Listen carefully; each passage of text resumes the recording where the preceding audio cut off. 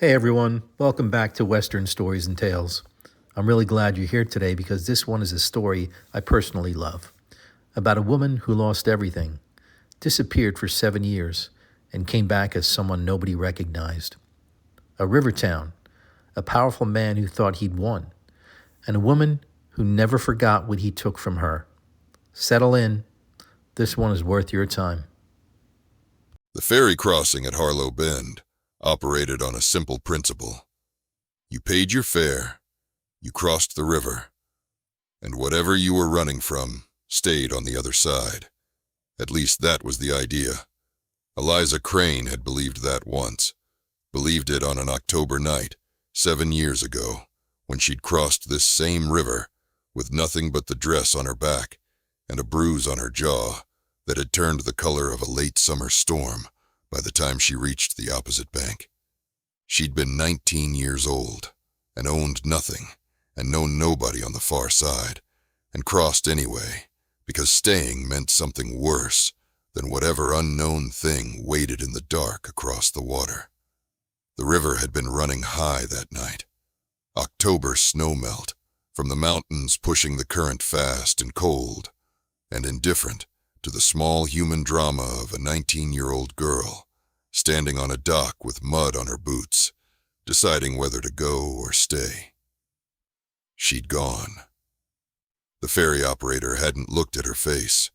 He'd looked at her coin, taken it, and pushed off from the dock with the particular efficiency of a man who'd transported enough people across enough water to have stopped thinking about their individual stories. She'd stood at the prow of the flat-bottomed ferry and watched the lights of Harlow Bend recede behind her, yellow and broken on the surface of the moving water, smaller and smaller, until the current carried her around the bend and the lights disappeared entirely, and there was nothing behind her but darkness, and nothing ahead of her but the far bank she couldn't see yet. She'd stood very still and made herself a promise. She was going to come back. Not soon. Not angry. Not the way frightened people came back. Desperate and loud and easy to dismiss and easy to defeat. She was going to come back when she was ready. When she had what she needed.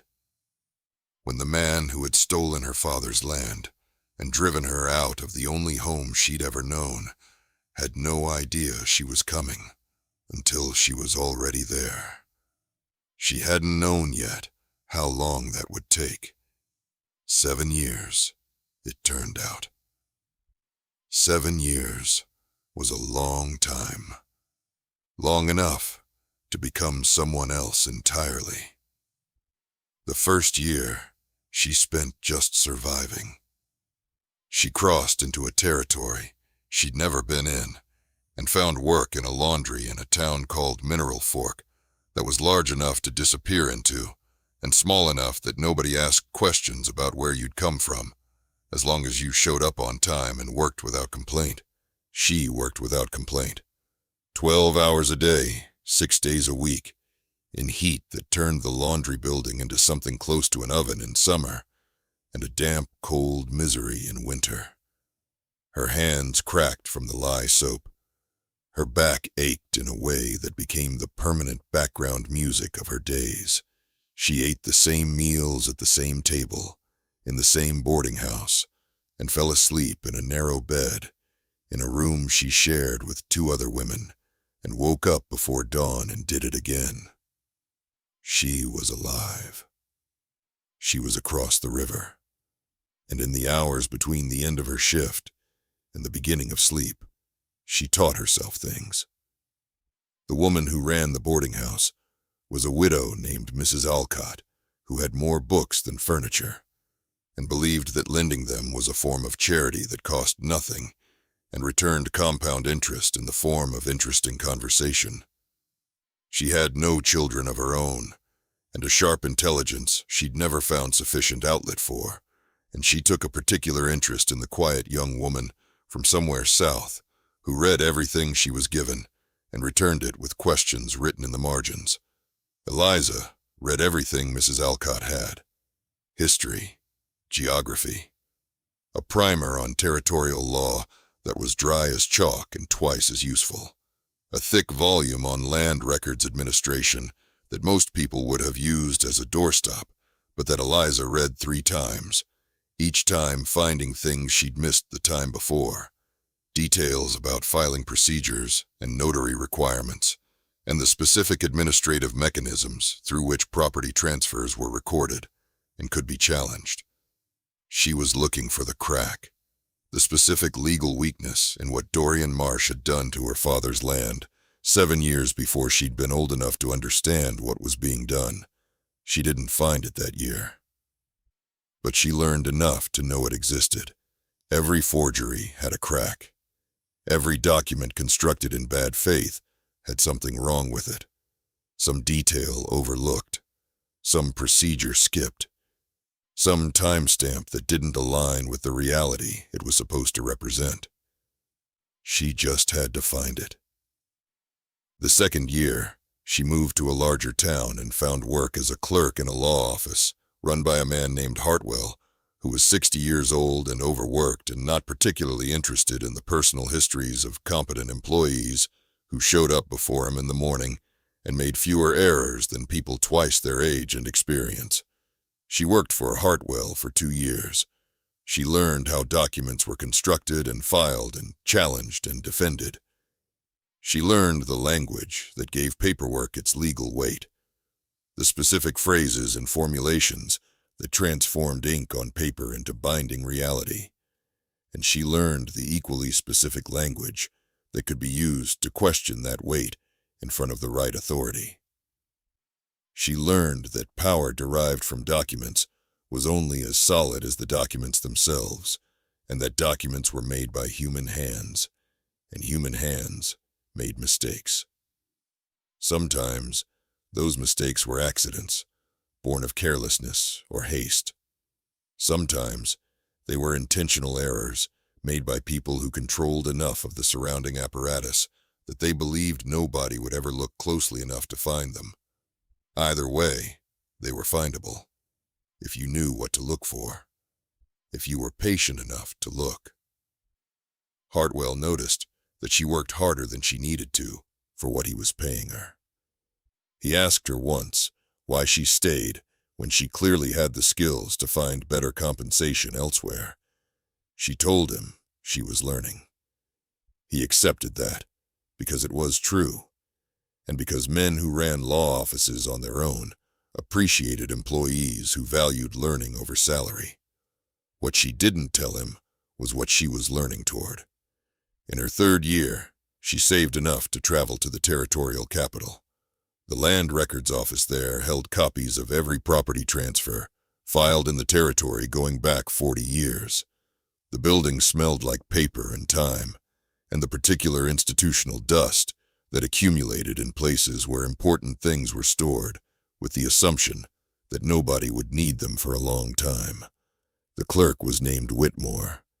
He'd worked there for 19 years and possessed the institutional knowledge of someone who had processed so many documents that anomalies registered to him the way wrong notes registered to a musician.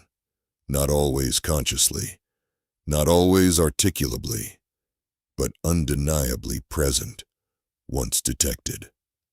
Eliza told Whitmore she was researching a property dispute on behalf of a client. That was a lie, but it was a productive lie, and she'd made her peace with productive lies somewhere in the 2nd year when she'd fully understood that the truth. I'm a 19-year-old girl who crossed a river with nothing, and I'm trying to prove that a powerful man forged the documents that stole my father's land, was a truth that would get her precisely nowhere in a world that respected Clara Voss and dismissed Eliza Crane. Whitmore showed her the files. She came back 4 times over 6 weeks. On the 4th visit, she found the notary discrepancy.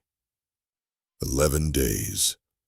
The notary stamp on the lien document that had transferred her father's land to Dorian Marsh predated the notary's official appointment to that office by 11 days. A small error.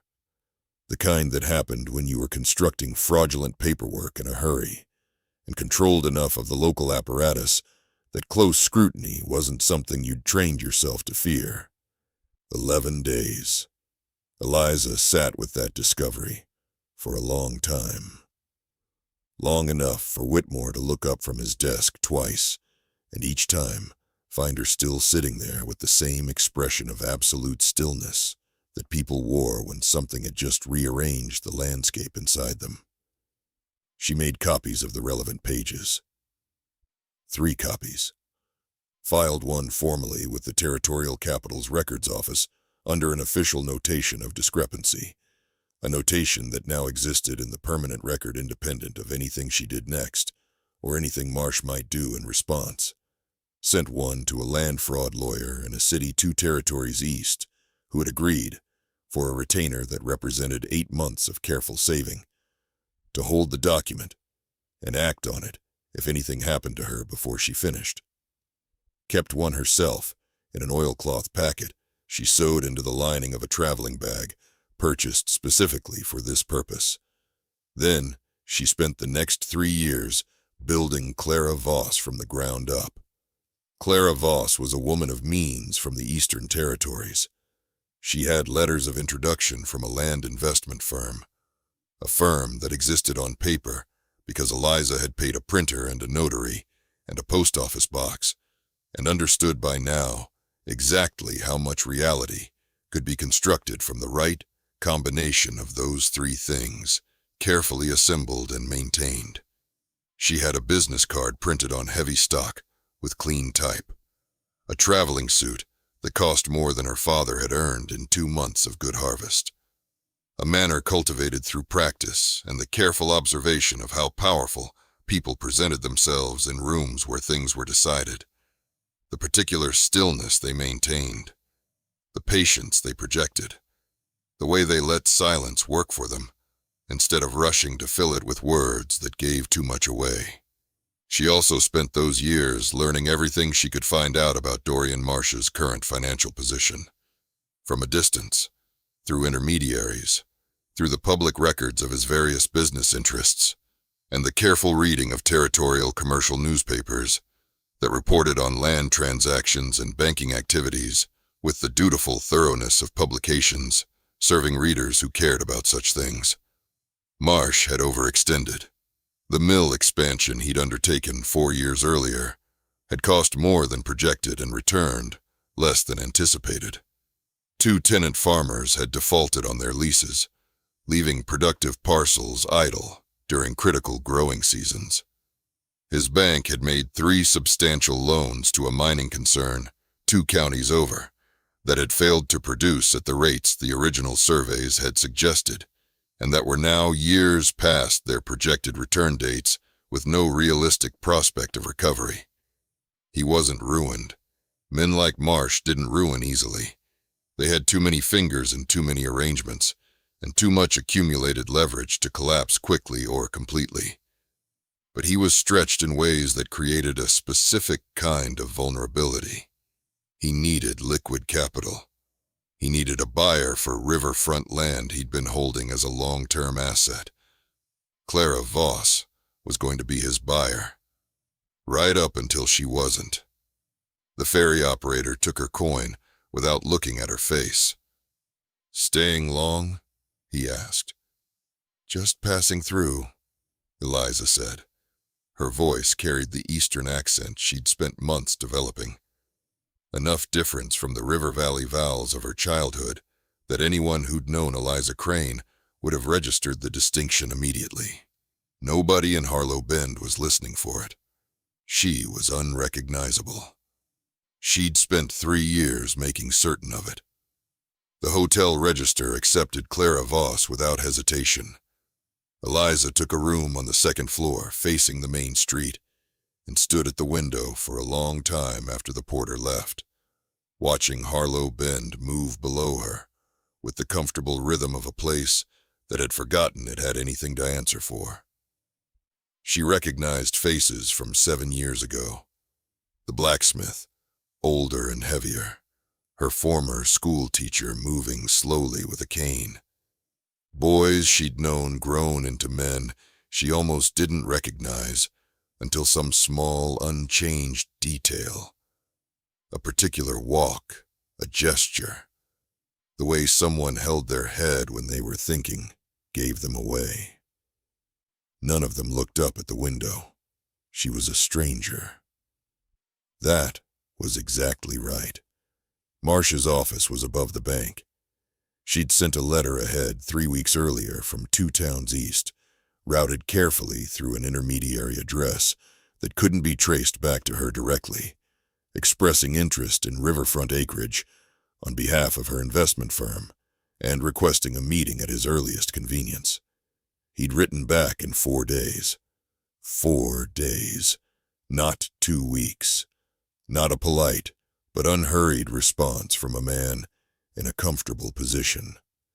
4 days told her everything she needed to know about how much he needed this meeting. His secretary, a young man with ink-stained fingers and the perpetually worried expression of someone who processed information above his pay grade, showed her upstairs and knocked twice at the heavy door. Marsh stood when she entered. He was 51 years old. 7 years had added weight to his face, and gray to his hair, and a careful stillness to his manner that powerful men developed when they'd spent enough time being the most important person in every room they entered, and had stopped needing to perform that importance because it was simply assumed. "Miss Voss," he said, "welcome to Harlow Bend." Eliza looked at him across the desk. She'd imagined this moment in so many rented rooms, over so many years, that the actual reality of it felt almost familiar. Like meeting someone you'd only known through letters and finding them exactly as described. She felt nothing she hadn't already prepared herself to feel. No anger that she hadn't already contained. No fear that she hadn't already addressed.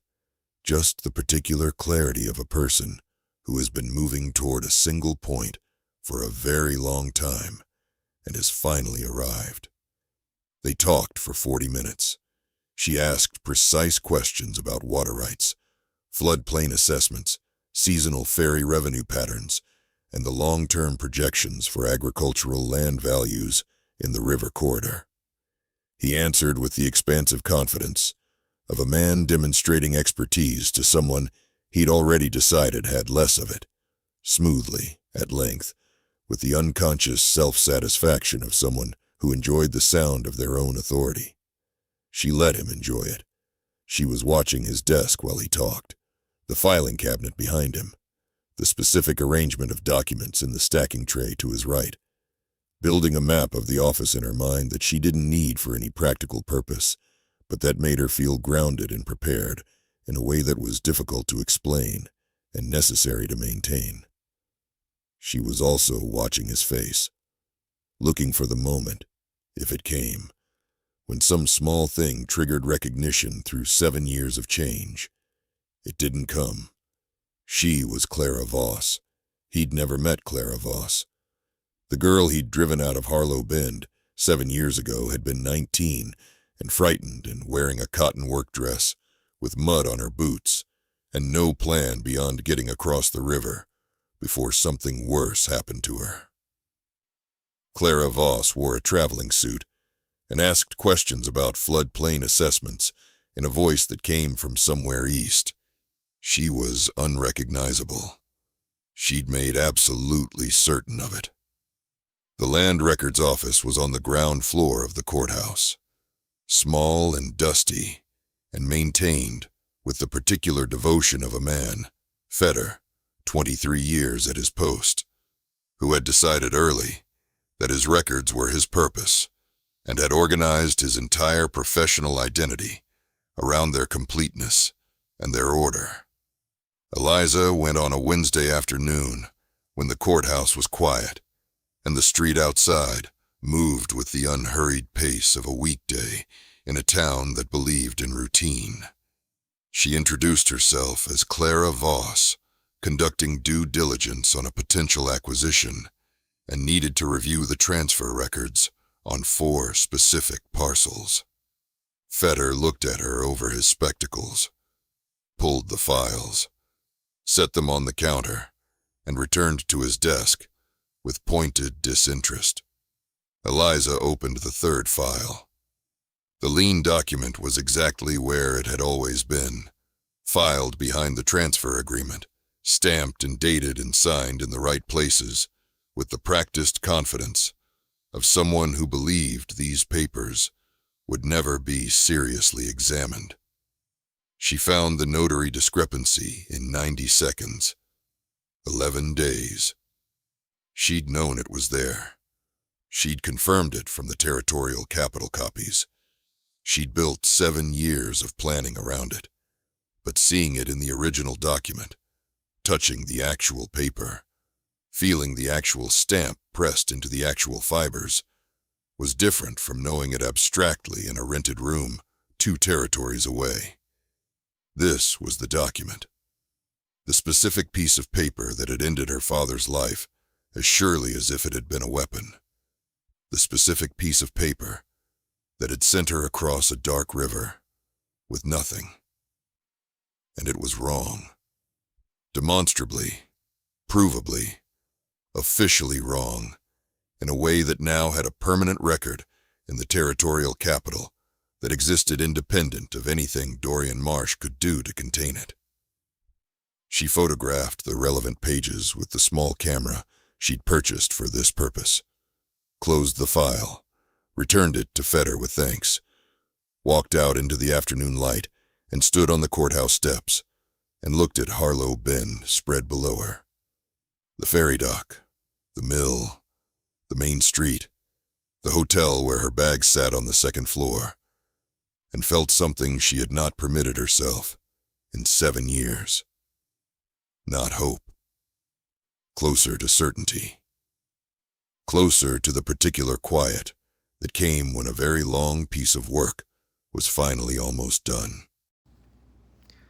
Right here is where everything turns. Before we get to what happens in that office, if you're new to this channel, welcome. Every week we bring you stories like this one. Stories about people who refuse to accept that what was taken from them was gone forever. If that's the kind of story that keeps you up at night in the best possible way, subscribe and hit the bell. We are here every week. Now let's get back to Eliza, because what Dorian Marsh is about to find out is something 7 years in the making. She returned to Marsh's office the following morning at 9 o'clock. He was already talking about terms when she sat down, about the riverfront acreage and what he was prepared to offer, and the specific advantages of acquiring land in Harlow Bend at this particular moment in the territory's development. She let him finish. Then she opened her traveling bag and placed the oilcloth packet on his desk. Marsh looked at the packet, then at her. "What's this?" "Documents," Eliza said. "I need you to look at them." Something shifted in his expression. Not alarm yet. Just the recalibration of a man who had expected one kind of meeting and was beginning to sense he was in a different kind entirely. He opened the packet, read the first page slowly. His jaw tightened almost imperceptibly. The kind of tightening that happened below conscious control, the body registering something the mind wasn't ready to acknowledge yet. 2nd page, 3rd page, 4th. He set the papers down carefully, the way you set down something you want to appear unconcerned about, while being very concerned about it. The room went quiet, in the specific way it did when something significant was happening, and every person present understood it, even if only one of them knew exactly what it was. Outside the window, Harlow Bend continued its ordinary Thursday morning. Ferry running. Mill turning. Dogs in the street. The world proceeding, on the comfortable assumption that nothing significant was happening in the office above the bank. "Where did you get these?" Marsh asked.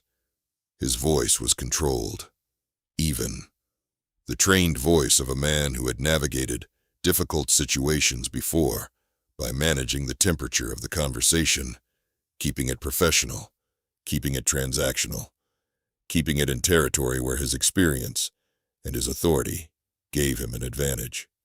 "Territorial Capital Land Records Office," Eliza said, "and your own courthouse downstairs.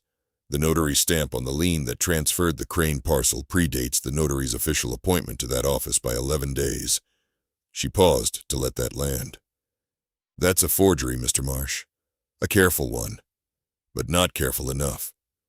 Marsh placed both hands flat on the desk, looked at her with the focused attention of a man who had just stopped performing and started calculating.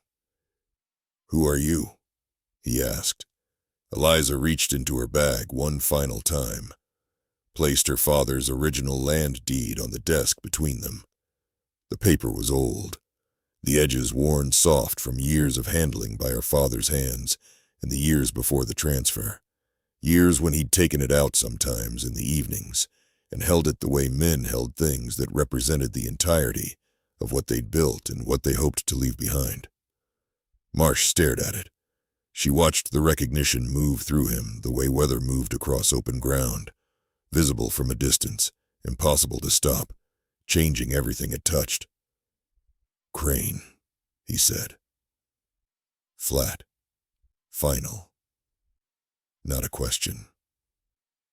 "My father's name," Eliza said, "and mine." The silence that followed had weight and history in it that neither of them needed to articulate. Marsh leaned back in his chair slowly. The carefully maintained composure slipped just enough, just barely enough, to show what was underneath. Not fear, exactly. The particular unease of a powerful man whose calculations had proven wrong in a fundamental and irreversible way. "You've been planning this for a long time," he said. "7 years?" Eliza replied. Marsh exhaled, looked at the documents on his desk, looked at her, looked at the documents again, like a second examination might change what they said. It didn't. "What do you want?" he asked. Eliza had thought about this answer for a long time, had rehearsed it in so many rented rooms across so many years that the actual words came out now with the flat, clean precision of something said so many times in private that saying it in public felt like a formality. "The land back," she said. "My father's parcel, the riverfront section, and the 2 inland acres adjacent, transferred back to Eliza Crane, filed correctly with the proper notary, witnessed by Fetter and 2 citizens of your choosing, completed before I leave Harlow Bend.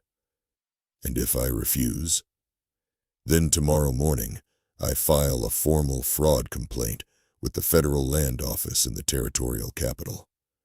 The notary discrepancy alone triggers a mandatory investigation. A mandatory investigation touches every transfer, every lien, every loan your bank has processed.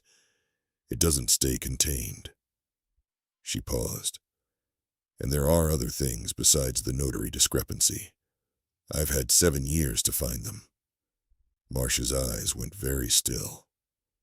"You damaged this entire town to recover 1 parcel of land," he said. "You damaged this entire town when you decided the law was something that applied to other people," Eliza said. "That consequence belongs to you, not to me." Marsh was quiet for a long time. Long enough that she could hear the mill running outside, the river moving. The particular sounds of a town that had organized itself around one man's power and was about to learn what happened when that power encountered something it couldn't buy or intimidate or wait out. "Just the land," he said finally. "The Crane parcel. Nothing else. Just the land, Eliza confirmed. My copies stay with the territorial capital regardless. That's already done and can't be undone. But I have no interest in a fraud complaint if the land comes back where it belongs. Marsh looked at her one more time. The look of a man taking the full measure of something he'd underestimated badly, and was only now understanding the actual dimensions of. "I'll have the transfer drawn up," he said. "Today?" Eliza said. "Today," he agreed. The transfer was filed at 4 o'clock on a Thursday afternoon. Fetter processed it with the careful attention of a man who sensed he was handling something significant without fully understanding why. 2 witnesses, men Marsh had chosen, men who had no idea what they were witnessing beyond a routine property transfer, signed in the appropriate places. Eliza Crane signed her name.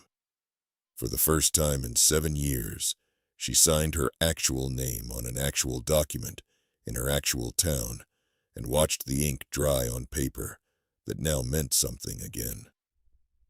The pen felt heavier than it should have, or exactly as heavy as it should have. She'd forgotten what things weighed when they actually mattered. She stood on the ferry dock that evening as the sun came down warm and low over the river, Harlow Bend behind her. Her father's land, her land, 4 miles north along the river road. She didn't cross the water. She turned north. The road was muddy from spring rain, but her boots found the solid ground beneath it, the way boots found ground they'd known as a child. Before conscious thought, before intention. Some older knowledge in the body that remembered the way the land rose and fell, and where the mud was deep, and where the gravel underneath made it firm. She'd walked this road 1,000 times. She walked it again now. The farmhouse was still standing. Someone had been using it. She'd known that, had tracked the lease records carefully as part of her research, but the lease had expired 2 months ago, and the building stood empty now, with the particular patient quality of things built by people who intended to stay and built accordingly.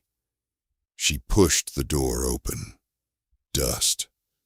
Afternoon light coming through windows that needed cleaning and finding the floor at angles she remembered from childhood.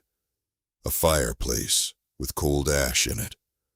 Walls that had absorbed 20 years of her family's living and still held some of it in the grain of the wood if you were willing to believe that wood remembered. She set her traveling bag down in the middle of the floor, sat down beside it, let the quiet of the place settle around her. She'd left this house as Eliza Crane, 19 years old, frightened, with nothing. She'd come back as Clara Voss, composed, prepared, carrying 7 years of work in an oilcloth packet. She was Eliza Crane again now, not the girl who had crossed the river, not the woman who had built herself into someone else in rented rooms in towns nobody here had ever heard of. Just Eliza, sitting on the floor of her father's house, in possession of her father's land, holding both of those things at once for the first time in 7 years, and finding that they fit together the way things fit together when they were always supposed to belong to each other and had simply been separated by something that turned out, in the end, to be correctable. Outside the window, the river ran north to south, the way it always had and always would, indifferent to the particular dramas of the people living along its banks, moving at its own speed, following its own logic, going where it had always been going, regardless of what happened on the land beside it. She'd crossed it twice now, once running from something she couldn't fight yet, once returning to something she'd spent 7 years earning the right to reclaim. Survival didn't always look like fighting.